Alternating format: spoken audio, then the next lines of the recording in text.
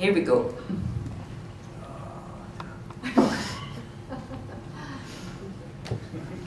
Colin Banks from Scottish Borders Council. From a community planning perspective, this is probably for East Ayrshire actually. What stopped the other 14 places from not developing community-led action plans, and whether it was to do with the size of the community? Because we're finding that some of the larger populations of communities are more difficult to engage with than some of the smaller ones that are perhaps more cohesive and can pull around a community plan.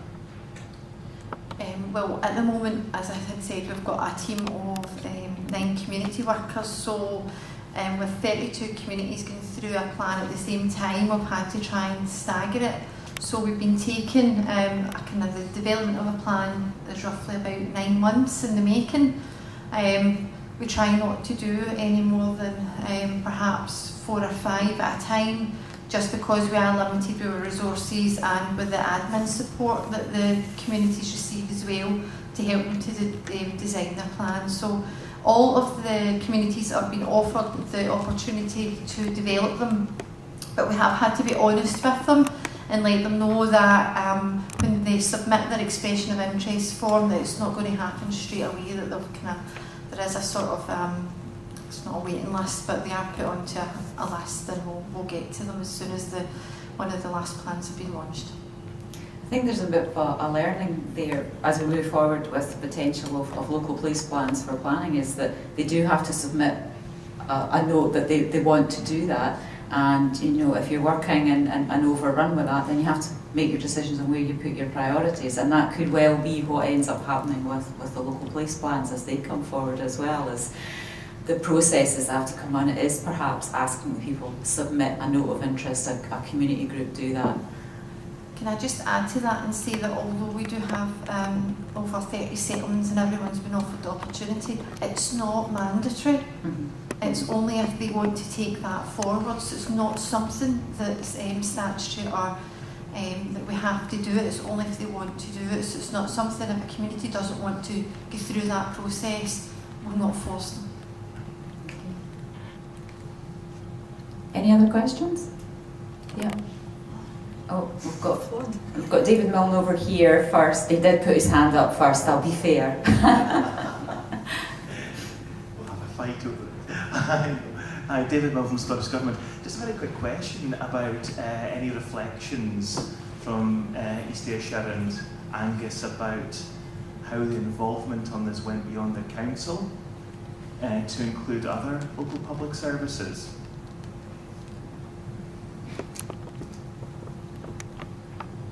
During because it is community-led, it's very much a place-based approach. So we let we don't let the community. It's them who decide who they want to invite into that process. So we can suggest to them some of the key community planning partners that they might want to include when they're inviting them along to their events. They'll be able to support them.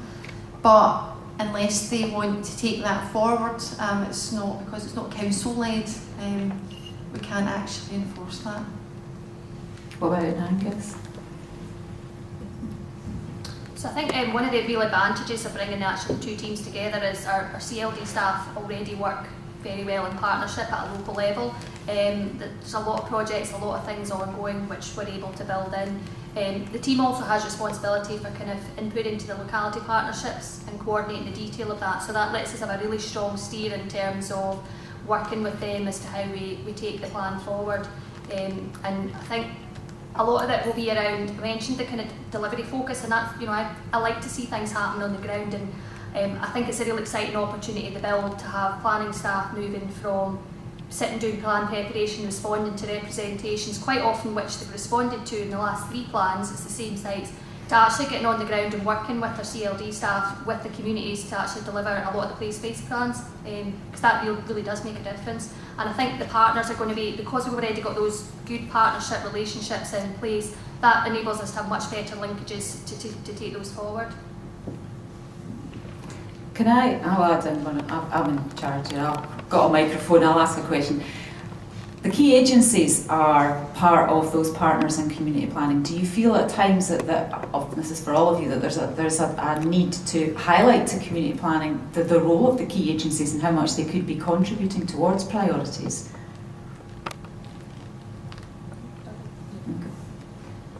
So yeah, we've really got involved with other key agencies in our last community planning partnership exec board. We did a lot of kind of outcomes workshop sessions as part of that, and they've been, I think, fully engaging in terms of a lot of the sort of early work we're doing, even in the local development plan. The key agencies, I would say, have been a lot more involved than they have been before. They're happy to work with me, they're happy to work with groups, and that involvement at both the community planning partnership and the locality partnerships we're seeing coming through in terms of, I suppose it's a lot around this being more proactive. If you know what's happening, you're getting their involvement in terms of, you're not just working with communities, you're working with the key agencies as you're developing things, rather than wait until you've done your plan and passing it over to them for comment at the end. So that involvement's translating both from a local development plan perspective, but also through the partnerships as well. What about yourself, John? Sorry, Melissa, on you go. I was just going to say, as part of we've been learning as we've been going along in EAC, all of the groups have told us that they wanted the opportunity to meet more regular with each other to share good practice. So we helped them to set up a forum for all of the community-led action plan groups, and that meets on a quarterly basis. And also they have the yearly conference, and they connect in with the community councils. The community planning partnership realised the value of that, and they have opened up 4 spaces on the community planning partnership board for community representatives to come and sit on. So we have 2 representatives from our community-led action plan groups that have been nominated from the forum, and the same with the community councils. So they go to the community planning partnership and are able to talk about the priorities that have been identified locally. Yes, I suppose in relation to the placemaking elements in East Ayrshire, because it's relatively new, there's still, I think as I mentioned earlier, a fairly big learning curve in terms of associated and external agencies or other government agencies influencing these maybe before we go out to the formal consultation. But I suppose that is an additional element which wasn't there before, is that there is now, as part of it being part of the statutory planning process, a formal consultation element, and there is feedback coming through to the local development, the placemaking plans, built off the local community action plans from strategic agencies, and that gets fed back also. So it's, I think, about building momentum and people starting to realise that the plans that they're developing are being seen, and that again builds the confidence, builds the trust that they need to understand the interest in what it is that they're doing in their communities.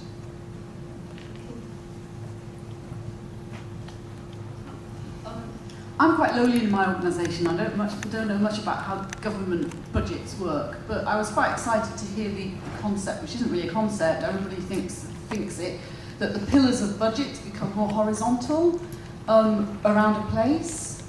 In light of the way sort of the challenges of health and social care budgets and actually jointly resourcing services, are there barriers within the government departments and their budget streams that kind of will really be a problem for us trying to bring our budgets together around a place, just the way government budget streams kind of come down in pillars? Good question, and you said it, Eric, so.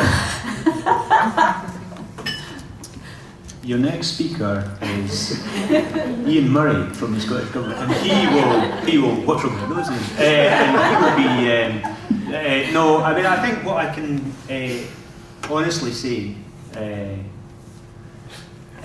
without any flannel whatsoever, is that the place agenda is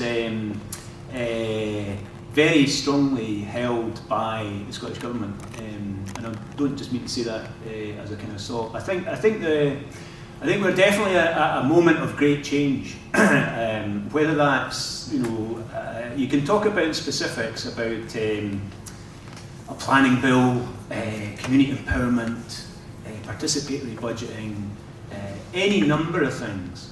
But the reality is it all comes together. It all comes together. And the way it all comes together and makes it meaningful is through place.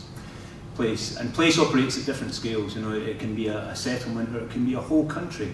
But the place agenda is the uniting feature that brings all of these things together. And there's a much, much clearer understanding that linking outcomes to place-specific outcomes, which are physical and non-physical, and that you achieve these things through investments, not through developments. So that's kind of, there was a very kind of, the city deal started off as quite a crude representation about bits of tarmac and concrete, and it's now become much more sophisticated. And the whole idea of achieving inclusive growth, which interestingly has moved on from sustainable economic growth.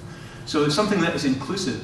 It incorporates the idea that there is a focus on people, on health, on education, on social and community needs. So I can honestly, hand in heart, say that that is an agenda that does resonate across, as far as I'm aware, certainly, across all the departments of government. Now, and no doubt, be able to offer some comment on that afterwards. But I think that's a fair comment. I mean, I could offer up certain kind of observations, but I don't want to take up too much time. But you just have to look for look through the programme for government.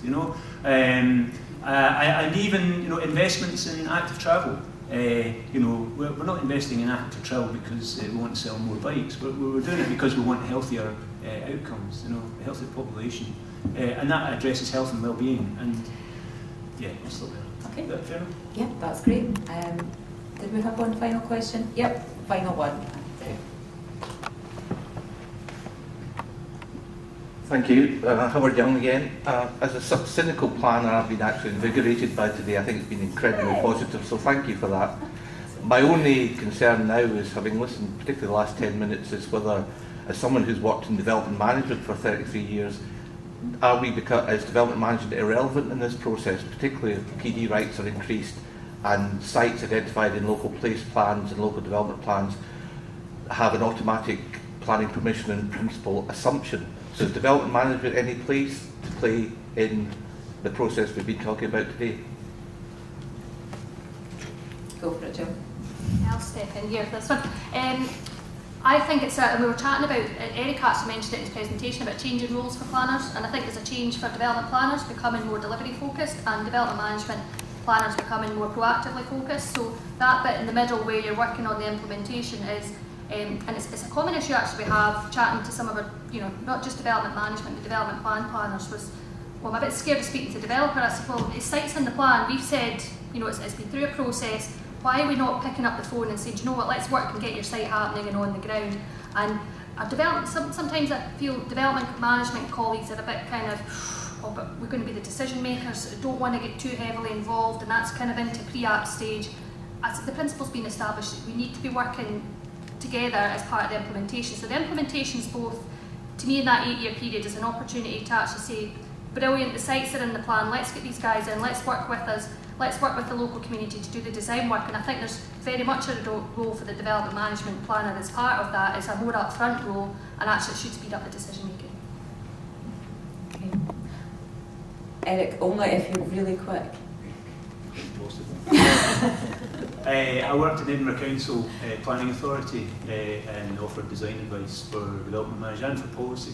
And I just want to kind of point to something. I didn't get a chance to speak about this. If there'd been time, I could have told you so much about this. But you see this thing about proactive site briefs.